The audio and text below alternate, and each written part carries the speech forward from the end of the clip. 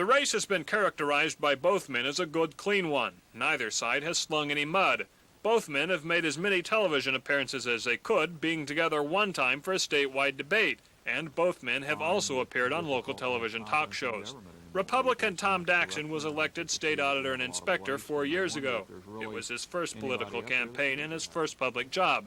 He prides himself on bringing sound business practices to state government and says he will continue that practice from the governor's office.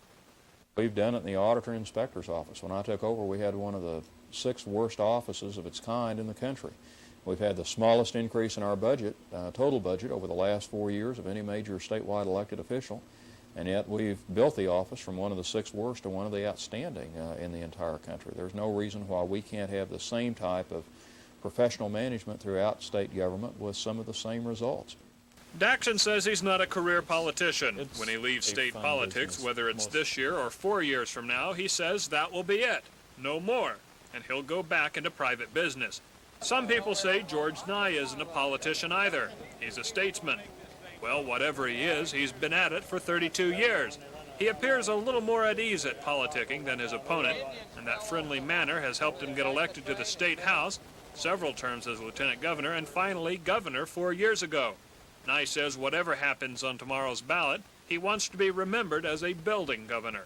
What has happened the past 4 years, not because of me, but I've been able to be governor during that period of time, is when we've had the greatest economic growth.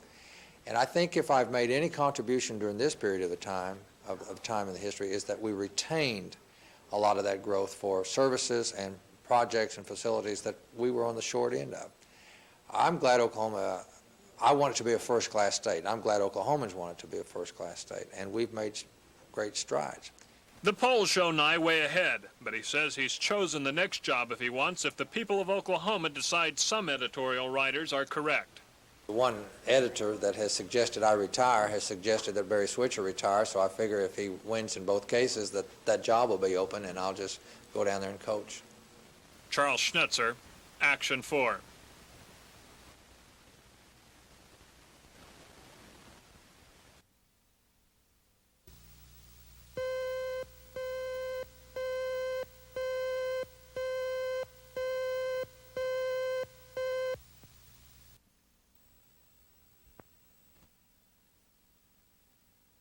Taj Mahal. If you're ever in Houston, see the administration building, it's all marble and just is 33%. We never know if the chance to familiarize the children with these standardized tests nationally standardized test scores have declined steadily. We're destroying every ethic, every rule of assertive discipline, and that the child knows what is expected of him or her, them. And if they do not add up to these expectations, they know what is going to happen. We let the child know that all they have to do is make the 15th percentile on that test. They don't have to turn in a paper all year long. As you know, the union has for the last several days been circulating a petition expressing reasons for opposing PRI as a retention criterion. Already, more than 1/3 of the teachers in this district have returned to us their signed petitions. So that you will know, the majority of Oklahoma City teachers educationally oppose this measure.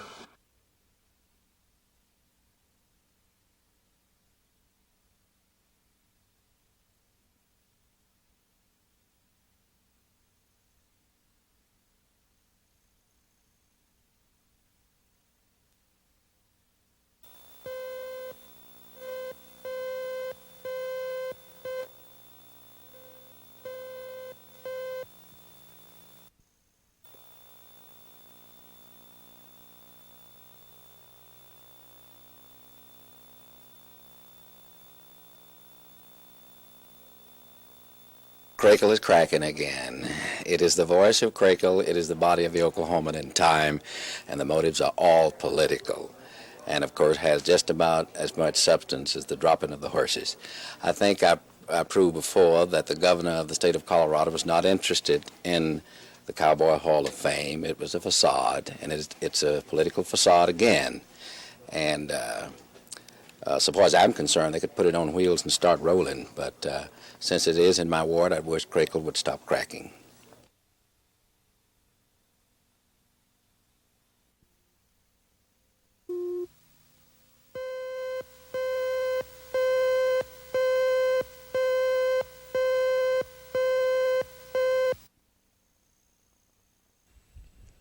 this is it. This area is where one of the first pari-mutuel racetracks in the state will be located. Organizers of this facility say it could be ready as soon as this summer. There they go. Up along the inside, Call Me Favorite is going to the front along the outside. Here comes The racetrack at Falcon Head Resort is grown over and deserted now. The clock tower stands as a reminder of the days when horse enthusiasts gathered to watch their animals perform. There was no real money to be won then, but all that has changed now.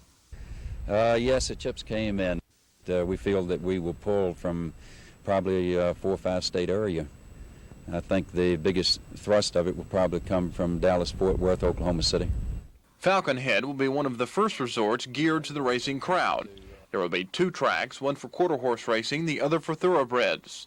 There will be a 10,000-seat stadium with $200,000 skybox rooms available. Besides the track, condominiums will be built. There will also be an effort to attract important conferences, all made financially feasible now that gambling dollars will be spent in the area. Gambling is the key word for many opponents of pari-mutuel, but most opponents are intent on letting the vote stand for one reason: jobs. A lot of unemployed people right now, and a lot of good people that would otherwise probably have voted against the question had it not been for the unemployment. So, with organized opposition faltering, Love County stands to be the first in the state to legally bet on horses. Kevin Ogle, Action 4 in Marietta.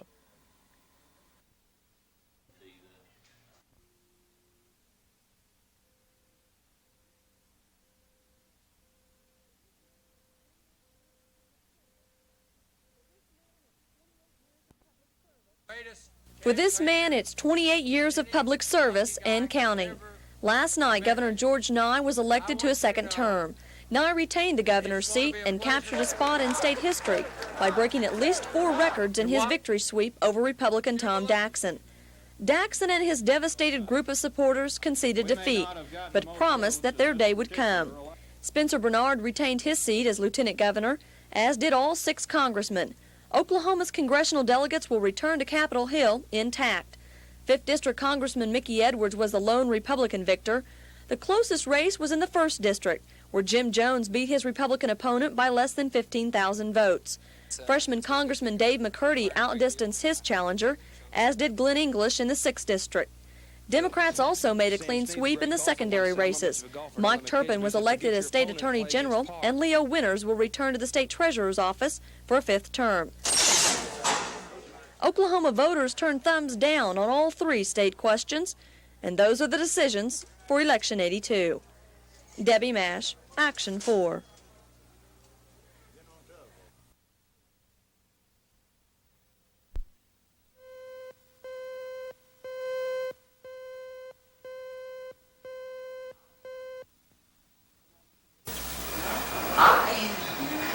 The ones can fend for ourselves, but these children, it's a different situation. Not only the ones that are already places shut up.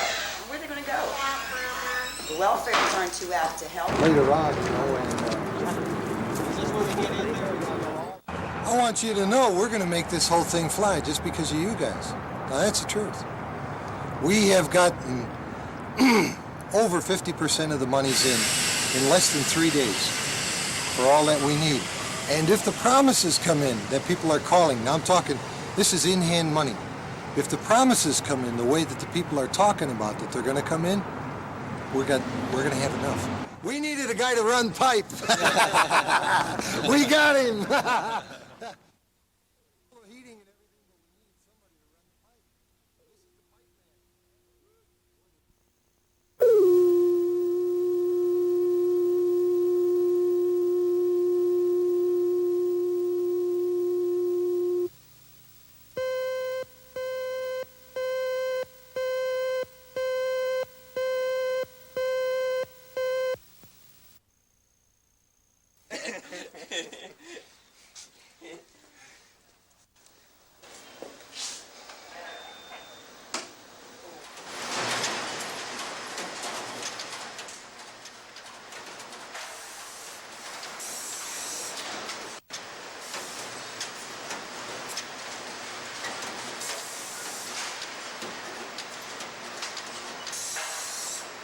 the people in America want their cars and won't do without their cars. And it's just a matter of when they feel the time is best suited for them to buy a car. When interest rates are coming down, they'll wait and see how far they'll go down.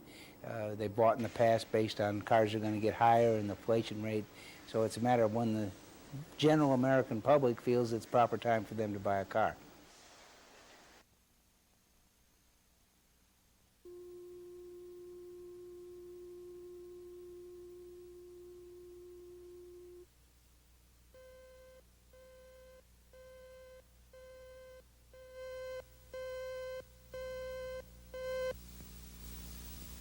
A recent report said that the engineering firm designing some of Oklahoma City's newly built sewage treatment plants is being investigated. The engineering company, headed by Fred Spitz, received more than 25% of the city's business for designing sewage facilities. It was alleged government agencies are investigating the possibility Spitz got the city contracts because of his friendship with former city councilman Bill Bishop. Action 4 contacted the Justice Department today. A spokesman told us yes records were subpoenaed before a construction investigation that has nothing to do with Spitz's company. The Internal Revenue Service was not aware of Spitz being investigated, but would not confirm or deny the charge. Action 4 has also obtained a report that's soon to be released. This comes from the Environmental Protection Agency and the Office of the Inspector General, reporting no wrongdoing by Spitz's company.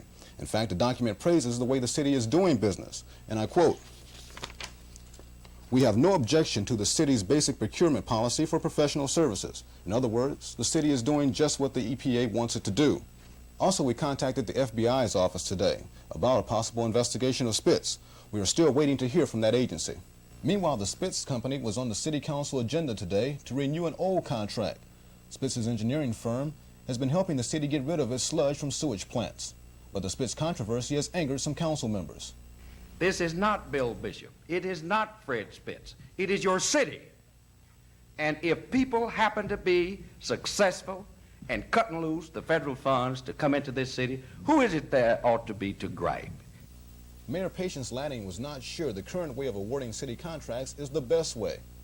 But at the same time, I firmly believe that the City Council and the City of Oklahoma City and our constituents are better served if we take competitive bids at every occasion possible. I do not support pulling it out, in response to a front-page banner story across the Oklahoman. Now, a year ago, if the minutes are correct from the city clerk's office, we voted on amendment number 4, which was exactly the same as this amendment today. Everybody on this council was here, and everybody voted for the amendment. When it came time to vote, Spitz was awarded the sludge contract by a 7-2 margin. But city leaders have agreed to look at the contract awarding policy next week. Ed Stewart, Action 4 at City Hall.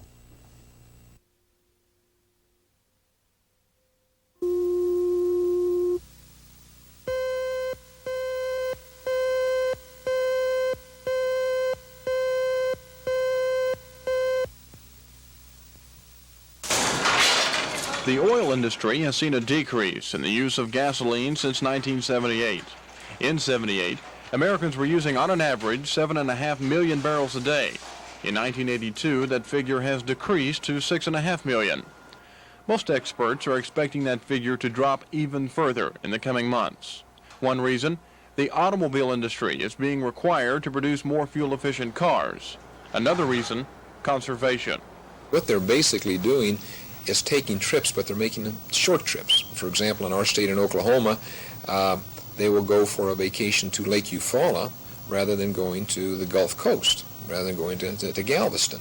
So they'll still take trips, but they'll take shorter trips because they realize that gasoline at over $1 a gallon is an expense to them, and they want to minimize that expense and have more money for their vacation time. So the trip will be there, it'll just be shorter duration. The recession is another factor slowing the gasoline business down, but the trend is expected to pick up again once the economy gets the boost many economists say it will. But there is no doubt that conservation-minded consumers are pushing the gasoline industry to come up with new and better ways to serve the public. Kevin Ogle, Action 4.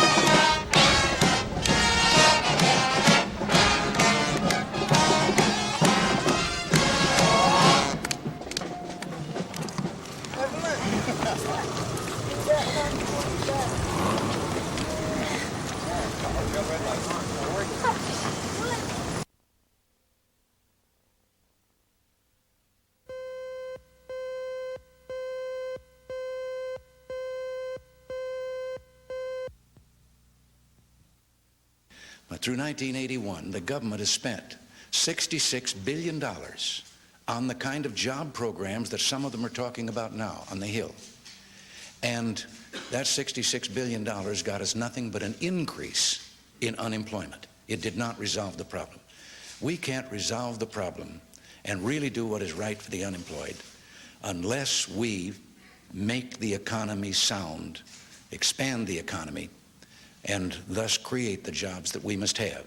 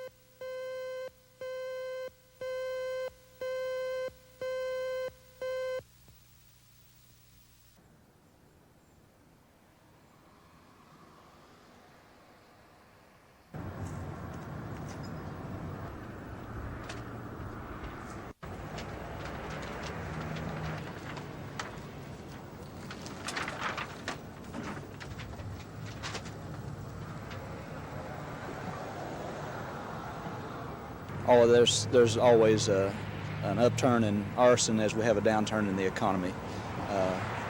There's no denying that. But all of the arson is not arson for profit. You know, there are other motives for arson, and I'm sure that those different motives came into play last night. Like what? What are the other motives? Well, sometimes you just have juvenile.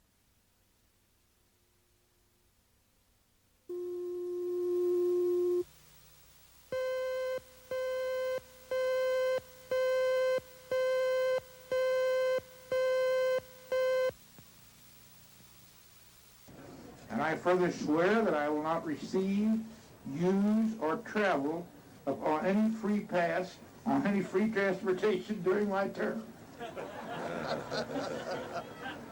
The Constitution provides that the person who swears falsely shall be guilty of perjury and shall forfeit his offices. So be it. So be it.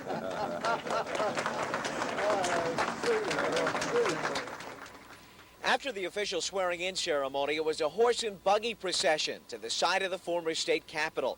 Governor and Mrs. Nye were accompanied by Senator Boren and other state dignitaries. Boren will read the ceremonial marriage vows for the symbolic wedding of Miss Indian Territory and Mr. Oklahoma Territory. These events will be followed by a barbecue and a birthday party here at Mineral Wells Park. A football game reenactment of one held 75 years ago between Logan County High School and Oklahoma A&M College will round out the afternoon.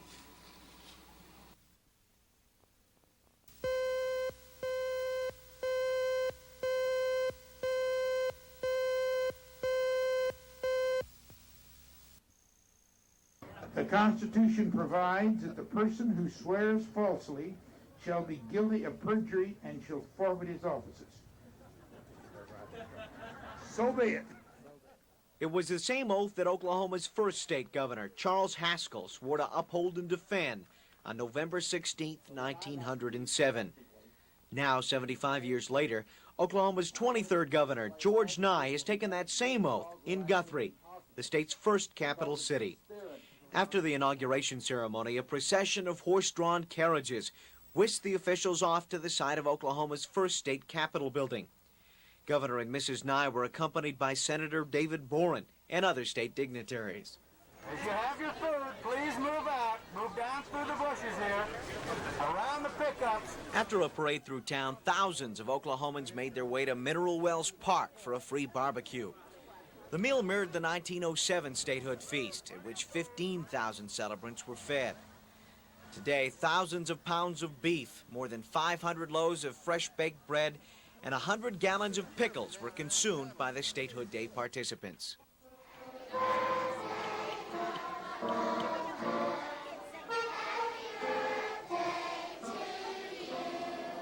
But the highlight of today's festivities had to be the cutting of Oklahoma's 4-by-8-foot, 750-pound birthday cake. 29 Oklahoma birthday babies were on hand for that cake-cutting ceremony. For them, it was more than a personal celebration of being 75 years old. It was an honor to see the state reach 75 years young. Well, I really think it's wonderful, and I'm glad that I lived to be a part of it, because I've always lived in Oklahoma, and I'm very proud of our state. I've traveled extensively, and wherever I am, I'm proud to be from Oklahoma. And what would any statehood celebration be without a chorus of Oklahoma? In Guthrie, Kurt Autry, Action 4.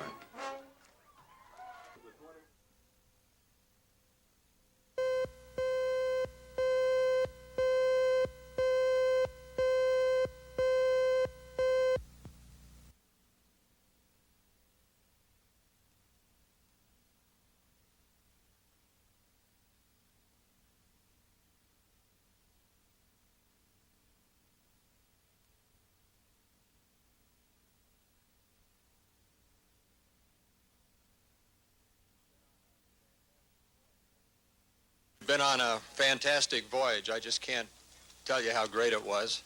It's we've been talking it over, and well, we're ready to go back again right now.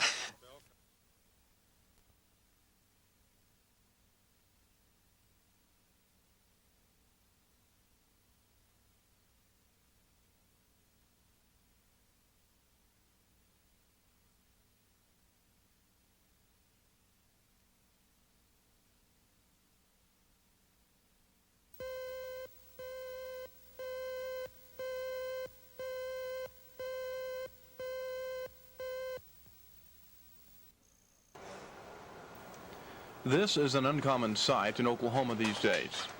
It's common knowledge by now that the oil and gas industry in Oklahoma has decreased steadily. There are many contributing factors to this situation: oil glut, conservation, and a poor national economy. But there is still money to be made in the oil patch, not only for the larger companies, but for the smaller ones as well. Now, while it's true that many of the smaller companies have dropped out of sight completely, there are a few that are actually benefiting from the current decline. That's one of the things that's helped us, is demand for drilling rigs and tubular goods and supplies has decreased. Of course, prices have fallen, and that greatly enhances the economics of drilling for oil and gas right now. So while we're able to maintain our level of activities, we have benefited from the overall decline in costs. Clement Energy is one of the fortunate smaller outfits. They were purchased by an Oregon coal company and have an ample supply of cash ready to take advantage of the lower equipment costs. Brown admits that if the purchase of Clement's oil had not taken place, they, like most other small companies, would be stumbling. Most oil and gas experts say that if the investors don't start to look at the small companies as a source of real revenue, it could mean a whole restructuring of the oil industry. Kevin Ogle, Action 4.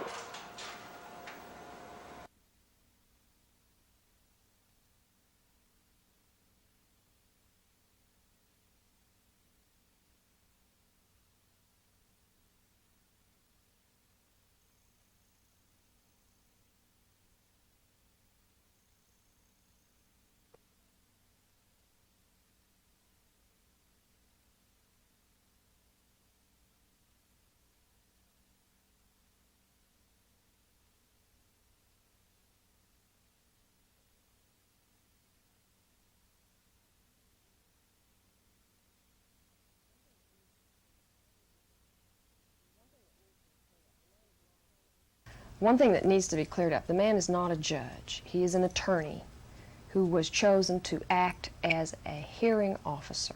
So in the sense of an elected judge or an appointed judge, he's not a judge. He's a lawyer.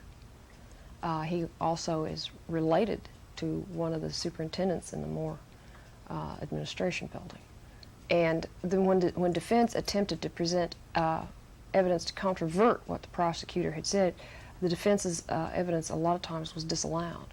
It made it extremely difficult to defend the client under those circumstances.